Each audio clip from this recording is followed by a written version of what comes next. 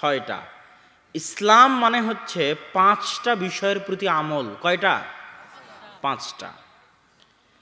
ঈমান হচ্ছে অন্তরের বিষয়, ইসলাম হচ্ছে বাহ্যিক বিষয়। প্রত্যেক মুমিন মুসলিম, কিন্তু প্রত্যেক মুসলিম মুমিন নয়। আরো সহজ করে বলি, প্রত্যেক ঈমানওয়ালা একজন ইসলামওয়ালা, কিন্তু প্রত্যেক ইসলামওয়ালা ঈমানওয়ালা নয়।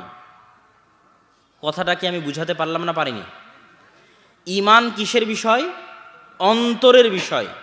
আর ইসলাম হচ্ছে বাহ্যিক বিষয়। মসজিদে একজন গিয়ে সালাত আদায় করলো, ও কি হিন্দুও হতে পারে না পারে না? কথার আমার অ্যান্সার দেন। হিন্দু ইমামও হতে পারে। অবাস্তব না বাস্তব?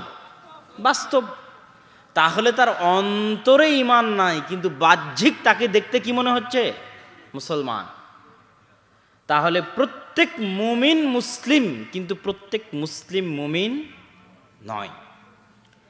ঈমানের যে মৌলিক বিষয় কয়টা বললাম? ঈমানের মৌলিক বিষয় কয়টা?